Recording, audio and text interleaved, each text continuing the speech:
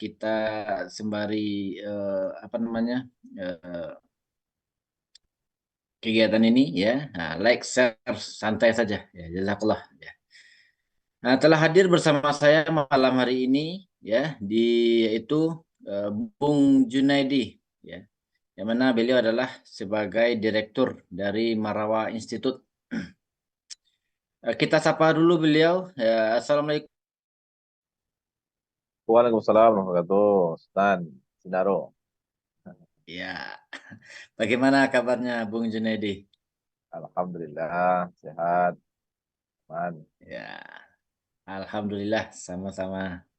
Ya, mudah-mudahan ya eh, dengan hiruk pikuknya 01, 02, 03 ya, yang ya yang sedang hangat-hangatnya baru ya sekarang ini gitu ya. Nah, maka dengan opini apa namanya, it's time to be one ummah ya, maka 01, 01, 02, 03 ini bisa menjadi satu umat gitu ya. Nah, jadi satu Iya, iya. umat, satu pemikiran, satu aturan ya secara universal. Nah, ini harapan kita yang nanti akan Amin, amin. dikupas tuntas oleh Bung Junaidi ya. Baik, Bung Junaidi ya, 1400 tahun itu dunia sudah merasakan kehadiran Nabi ya, di segi spirit dan sisi legislasi ya. Seberapa bersinar dunia saat itu, Bung Junaidi? Baik ya, sebenarnya ya kita eh, apa? Alhamdulillah, Muhammad wa ala ali Muhammad. Baik, terima kasih ini, Pak Sultan Sinaro ya. Kita bincang kembali, ketemu lagi malam hari ini, dalam bincang Ramadan. Jadi memang kalau kita lihat sejarah Islam ya semenjak masa Rasulullah SAW hingga hari ini itu lebih kurang kita terpaut dengan Rasulullah itu 1400 tahun. Ya. Jadi selama semenjak Rasulullah SAW diutus, ya, beliau berdakwah di Mekah tahun, lalu kemudian beliau hijrah ke Madinah setelah itu, dan beliau di Madinah selama lebih kurang 10 tahun dalam peradaban Islam. Dan bedanya ketika di Mekah, Islam masih belum punya kekuasaan. Rasulullah belum punya kekuasaan. Setelah beliau hijrah, maka beliau mendirikan kekuasaan Islam yang kita kenal dengan Daulah Islam. Nah, kemudian eh, setelah di Madinah itu, ya, kemudian Rasulullah setelah punya kekuasaan yang disebut dengan Daulah Islam, maka turunlah ayat-ayat Quran ya, kemudian sunnah-sunnah Rasulullah SAW yang kemudian itu menunjukkan kesempurnaan Islam, kesempurnaan bangunan Islam. Kalau di Mekah dulu Nabi sekedar berdakwah, ya, menyampaikan, menyuruh orang, tapi setelah fase Madinah, Rasulullah telah punya kekuasaan sehingga Islam itu bisa diterapkan secara gapah. Lalu kemudian orang-orang yang membangkang, orang-orang yang kemudian tidak mau patuh, bahkan orang-orang yang memerangi Islam pada waktu itu, Rasulullah sudah punya kekuatan untuk kemudian menghadapi uh, apa uh, menghadapi orang-orang kafir tadi. Nah, sehingga kemudian ketika beliau wafat, itu Jazirah Arab yang hari ini 7 negara, itu kemudian telah ditaklukkan di bawah kekuasaan Islam. Dan ketika Jazirah Arab tadi sudah di bawah kekuasaan Islam, maka disitulah turun ya rahmatan lil alamin, ya bagaimana kekuasaan Islam itu bisa menciptakan kedamaian, menciptakan kemudian kesejahteraan, menciptakan keadilan, ya baik warganya Muslim maupun non Muslim. Jadi jangan salah ya, bahwa ternyata daulah Islam yang diberikan Rasulullah itu juga juga dinikmati ya oleh non Muslim sekalipun. Itulah esensi daripada Islam itu rahmatan lil alamin, wa ma arsalnaka illa rahmatan lil alamin. Nah, kemudian setelah beliau wafat maka kemudian estafet kepemimpinan daulah Islam tadi itu dilanjutkan oleh para khulafaur rasyidin. Kita kenal ada Khalifah Abu Bakar As-Siddiq, ada Umar bin Khattab, ada Utsman bin Affan, ada kemudian Ali bin Abi Thalib, sampai kemudian Bani Bani Abbasiyah, kemudian Bani Utsman. Jadi memang tadi dan tadi ya selama sejarah peradaban Islam itu 13 abad lamanya itu Islam di saat itu menjadi pusat segalanya, pusat peradaban, pusat ekonomi, pusat kemudian teknologi, pusat ilmu pengetahuan. ya, pusat sakofah, tempat orang-orang Eropa pada waktu itu berbondong-bondong untuk belajar kepada pusat-pusat daulah Islam. Nah, jadi kalau tadi ditanya bagaimana eh, apa kondisi umat Islam pada waktu lebih kurang 13 abad itu, ya kondisinya posisi yang baik. Seperti yang Allah firman, kuntum khaira ummatin ukhrijat linnas. Kamu itu umat terbaik kata Rasulullah. Dan ketika umat Islam masih memiliki daulah tadi atau khilafah tadi, umat terbaik itu memang nyata kita lihat. Nah, itu Sultan ya. Berbeda dengan hari ini, ya. Sejak runtuhnya kekuasaan Islam lebih kurang pas ini ya 100 tahun yang lalu, 3 Maret 1944, sejak saat itu umat Islam tidak lagi memiliki sebuah istilah ini, sehingga kemudian kita menyaksikan kondisi umat Islam setelah runtuhnya khilafah hingga hari ini. Ya, seperti hari ini kita menyaksikan ya, Palestina, Suriah, ya, di Afrika sana, kemudian di Xinjiang, di Rohingya, umat Islam di Kashmir, semuanya dalam dalam keadaan yang naudzubillah memprihatinkan kondisinya. Begitu Bang Sultan. Ya, baik, ya menarik ya apa yang Bung Junaidi sampaikan. Gitu. Berikutnya adalah ketika Inggris yaitu redam cahaya Islam dengan sekularisme sampai saat ini, ya, apakah kita bisa bangkit seperti Eropa Barat gitu? Ya, Adigum ya tidak suka dengan eh, jangan buang semua. Ya, bagaimana pandangan Bung Dedi? Iya, memang tadi kita jelaskan ya ketika eh, peradaban Islam tadi itu sangat maju pesat, ya, tentu orang-orang kafir, makar-makar orang kafir ini tidak berhenti ya. Mereka tetap ya, seperti Allah mengatakan dalam Quran, "Walan tarda ankar yahudu walan nasara hatta tattabi'a millatahum." Mereka tidak akan senang kepadamu sebelum kamu mengikuti millah atau agama mereka. Maka kita kenal ya sepanjang sejarah Islam itu orang-orang kafir ini, maka semenjak Rasulullah ya, orang-orang kafir Quraisy, ya, Romawi, Persia semuanya memerangi umat Islam. Nah, kemudian juga ada sejarah perang salib ya, ketika itu umat Islam juga diperangi ya, umat Islam pernah juga diperangi oleh Mongol dan sebagainya. Tapi alhamdulillah ya, walaupun sempat ada naik atau turunnya daulah Islam pada waktu itu, tapi mereka tetap bisa dengan cepat membalikkan keadaan tadi. Palestina ya pernah hampir 1 abad dikuasai oleh pasukan salib, tapi kemudian ada Salahuddin yang kemudian membalikkan keadaan, merebut kembali tanah Palestina tadi.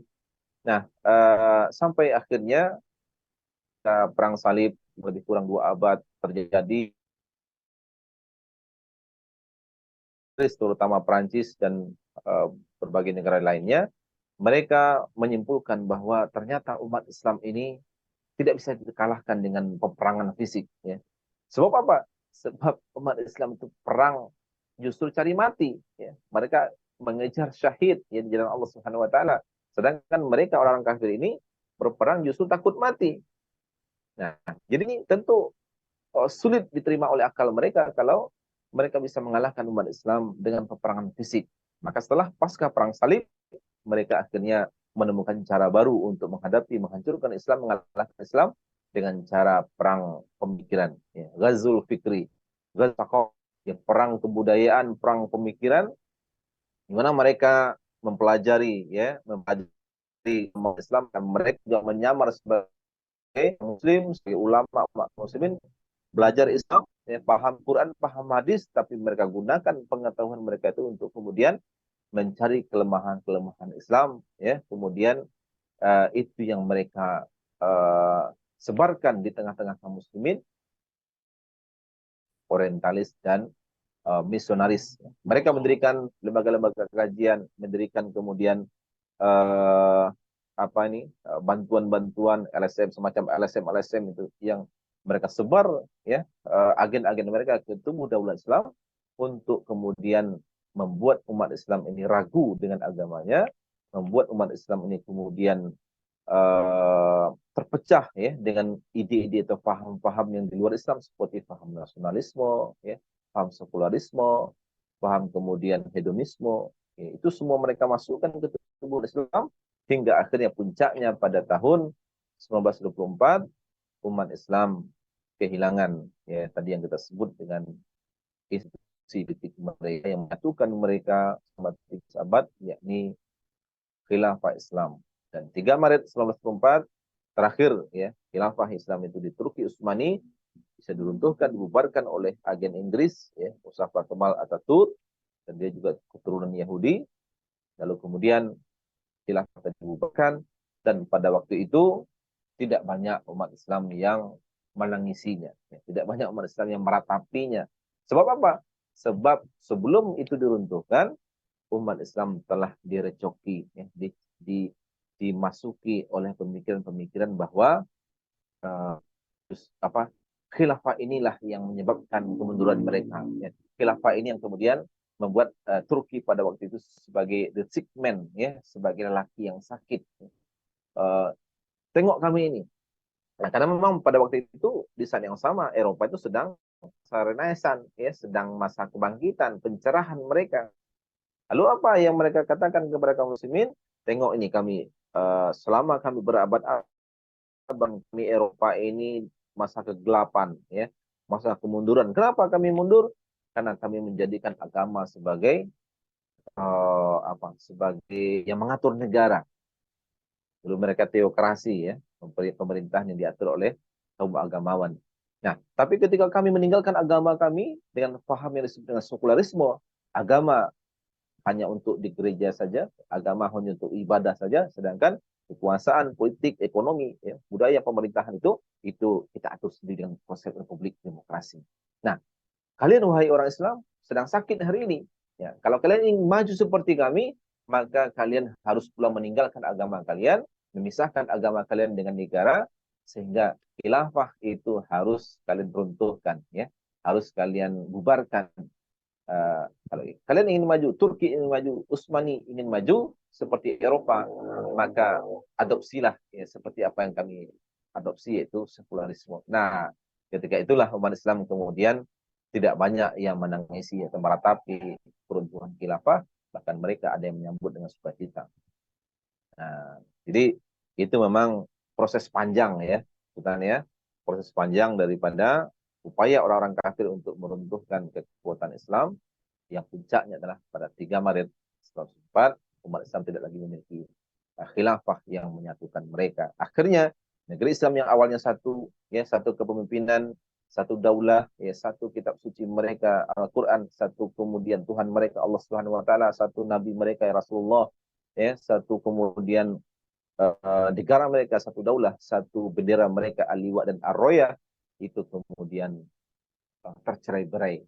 Akhirnya umat Islam sibuk dengan benderanya sendiri, presiden sendiri, raja sendiri, ya. Lalu kemudian negeri kita dibatas-batas oleh nation state, ya, negara-negara bangsa yang kecil-kecil itu. Sehingga kita melihat apa? Ketika misalnya Palestina, Gaza hingga hari ini di depan mata kita, ya, mereka telah dibantai lebih kurang 4 bulan ini. Mereka berjuang sendirian. Padahal sebelahnya itu ada Mesir. Sebelahnya ada Lebanon, ada Yordania, ada Arab Saudi yang dekat situ, ada Turki. Tapi semua mereka hanya bisa menonton oleh sebab karena mereka telah termasuki paham kufur, ya, yaitu nasionalisme. Ikatan akidah Islam yang harusnya mereka pegang teguh itu kemudian telah sirna dengan ikatan yang diwariskan, ya, dimasukkan oleh penjajah, yaitu sekularisme, nasionalisme. Nah, itulah Bung Sultan, ya, betapa mengerikan, ya, kondisi, memprihatinkan kondisi umat Islam hari ini. Baik, terus apa wujud ya kolaborasi yang cocok untuk membentuk one ummah nih ya. Jadi satu umat ini menurut pandangan Bung Deddy. Oh ya, sebelum ke situ tadi, ya. Jadi banyak juga yang salah paham, ya. Ketika melihat, oh itu tengok Eropa bangkit dengan sekularismenya. Kalau kita ingin bangkit, maka buang pula agama kita, ya, sebagaimana mereka. Tapi ternyata setelah 100 tahun kita menerapkan sekularisme, Turki menerapkan sekularisme, dan seluruh negeri Islam menerapkan sekularisme, toh ternyata tetap umat Islam tidak bangkit-bangkit. seperti Eropa. Dan kalau ditanya lagi, kita teliti lagi, apakah betul Eropa itu atau Amerika hari ini bangkit mereka? Nah, ini kita pilih nih, Bung, ya, Bang Sultan ini. Kita pilih apa yang bangkit di Eropa itu atau di Amerika. Ternyata yang bangkit itu hanya sekedar peradaban fisik mereka, ya, pembangunannya mungkin bangkit, ya, ekonominya mungkin bangkit, kemudian teknologinya mungkin bangkit, tetapi manusianya itu rusak parah. Manusianya, orang anak-anak tidak lagi menghargai orang tuanya, ya, masyarakat sudah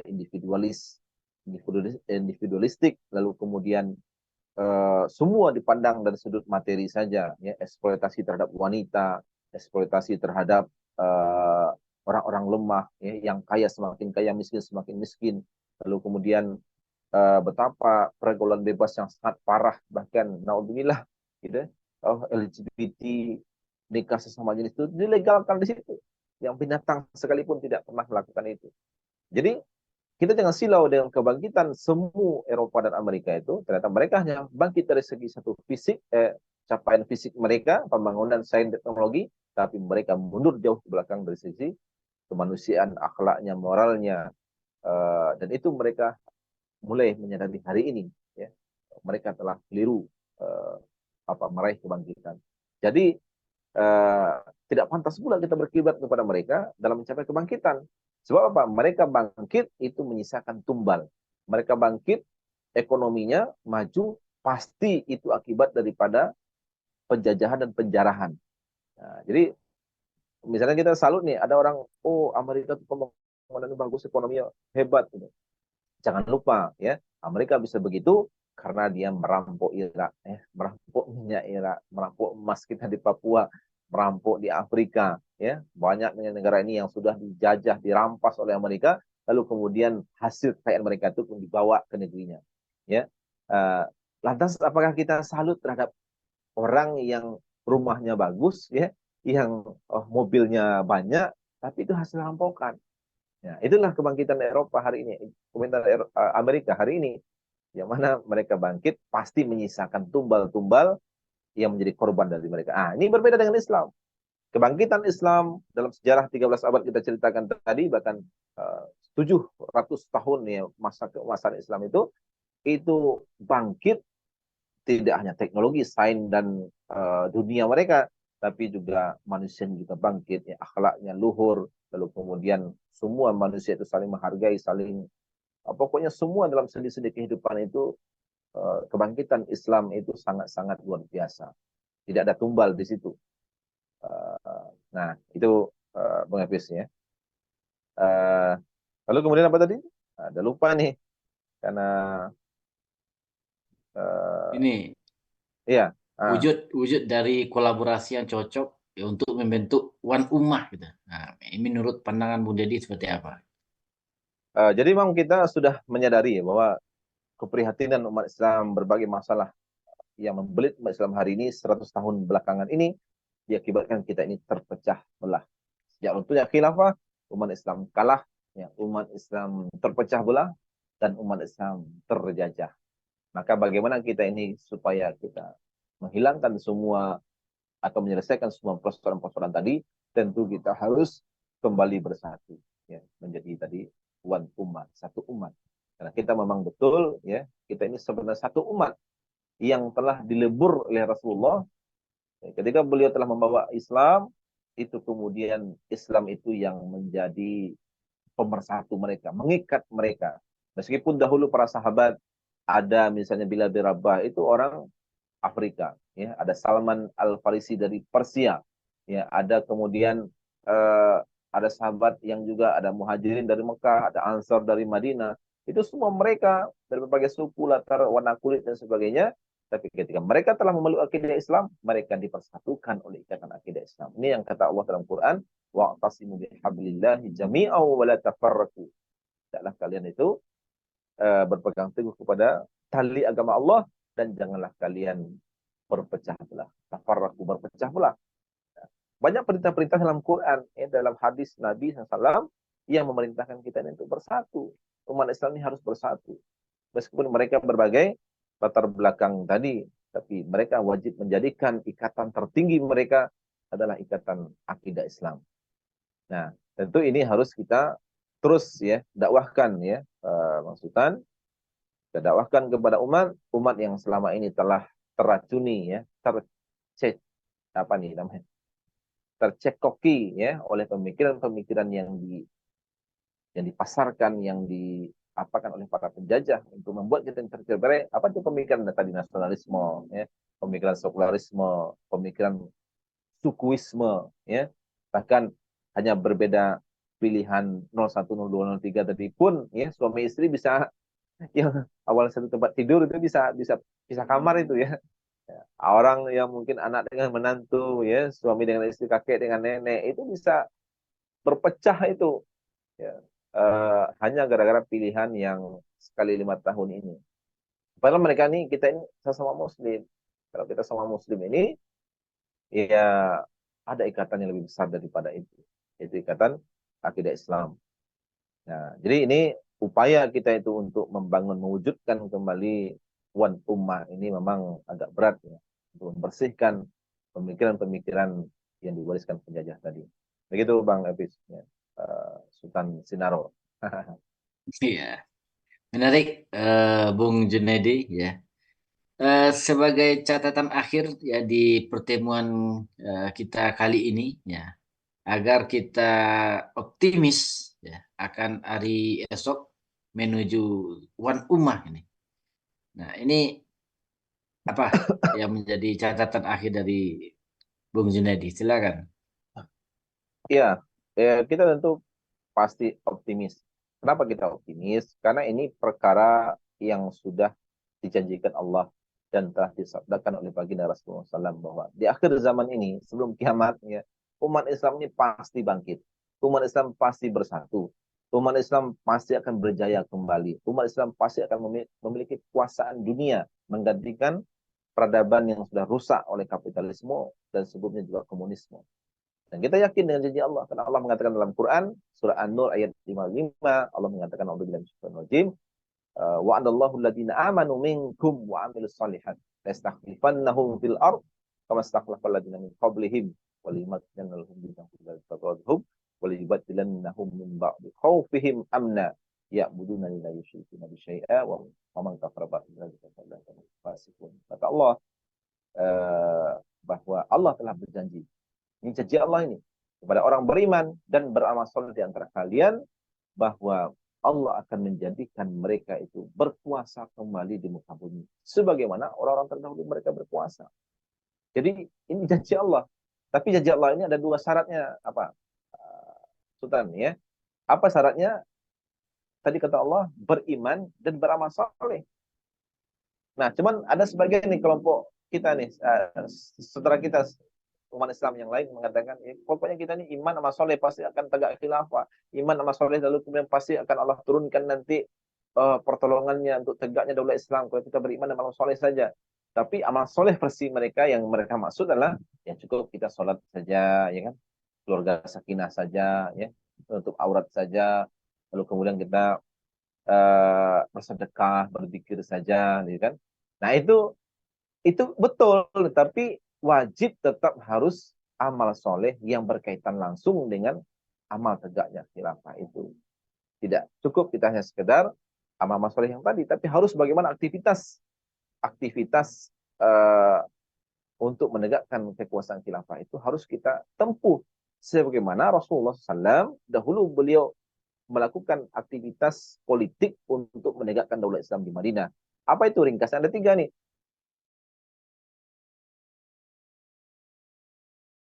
Kader yang militan, kader-kader yang sabar dan berjuang, yang teguh pendiriannya. Setelah terbina kader, lalu beliau kemudian uh, berdakwah ke tengah-tengah masyarakat. Para sahabat pun berdakwah ya, di Mekah, bahkan sampai ke pelosok-pelosok, sampai ke Yastrib, ke Madinah, sampai kemudian pada tahapan yang ketiga, Rasulullah telah mendapatkan pertolongan dari kabilah-kabilah yang kuat, ya, suku-suku yang kuat, untuk kemudian beliau berhijrah ke Madinah, yang kemudian disambut oleh kaum Ansar di Madinah, lalu Rasulullah menegakkan daulah Islam. Nah, itu pula yang dimaksud adalah amal soleh yang bagaimana bisa mengantarkan kepada tegaknya daulah Islam itu. Apa diantaranya? Ya kita berdakwah seperti hari ini. Kita bersihkan di pikiran umat paham-paham yang akan menghalangi persatuan umat, ummah ini. Itu paham apa? Sekularisme, ya, nasionalisme. Itu pemikiran yang membelenggu umat Islam. Sehingga itu harus kita bersihkan. Kita katakan itu pemikiran-pemikiran kufur, barisan penjajah, dan kita berikan kepada mereka pemikiran Islam, yaitu umat Islam harus satu daulah, satu Tuhan, satu Nabi, satu kitab, satu kiblat mereka, dan mereka juga harus satu daulah. Nah, insya Allah ketika ini terus kita dakwahkan, ya, umat ini bersih pemikirannya dari ide-ide yang rusak, ide-ide yang kufur tadi, insya Allah persatuan umat tadi akan terwujud karena telah dijanjikan Allah dan kita telah menempuh jalannya itu sesuai dengan jalan yang ditempuh oleh baginda Rasulullah. Amal soleh itu harus amal soleh yang sama dengan amal soleh yang ditentukan Rasulullah. Kemudian apalagi Rasul telah mengunci pula dalam sebuah hadisnya, Rasul mengatakan dalam sebuah hadis yang cukup panjang, 5 fase umat Islam, di ujung hadis Nabi mengatakan summa takunu khilafatan ala hajin nubuwah, ya, bahwa kelak nanti kata Rasul akan hadir kembali khilafah alamin hajin nubuwah. Akan dalam hadis lain Rasul mengatakan innallaha zawalil arda, ya, faraitu masyariqaha wa magharibaha. Suatu saat kata Rasulullah, Allah itu menjauhkan bumi atau mengumpulkan bumi dariku sehingga aku bisa melihat bumi itu dari ujung timur hingga ujung barat. Artinya keseluruhan bumi itu dilihat oleh Rasulullah, dan Rasul mengatakan bahwa kelak kekuasaan umatku akan diberikan Allah seperti Allah telah memperlihatkan seluruh bumi itu. Nah, ini kepastian nih apa Sultan ya, kepastian dari Allah dan Rasul, dan itulah yang membuat kita optimis. Andai kita tidak bisa menikmati perjuangan ini, hasil perjuangan ini tegaknya daulah Islam, insya Allah kita telah meletakkan batu bata daripada bangunan khilafah ini. Kita berharap ya kita bisa menikmatinya. Kalaupun tidak, insya Allah tugas kita telah selesai. Kita berharap saja dari Allah saja balasan di surga nanti, insya Allah. Gitu Bang Hafiz. Ya, jadi kita ini harus optimis karena telah janjikan Allah. Baik, jazakallah Bung Junaidi dari Marawa Institute ya. Mudah-mudahan apa yang beliau paparkan pada malam hari ini ya ini bisa jadi pemikiran bagi kita generasi muda gitu ya. Nah, untuk melakukan perubahan yang lebih baik ya sesuai dengan apa yang diatur oleh diperintahkan oleh Allah Subhanahu wa taala gitu. Baik, demikian bincang Rangmudo kali ini ya. Saya Elvi Sultan Sindau undur diri ya. Sampai jumpa pada pertemuan berikutnya. Ya. Wassalamualaikum warahmatullahi wabarakatuh. Waalaikumsalam warahmatullahi wabarakatuh.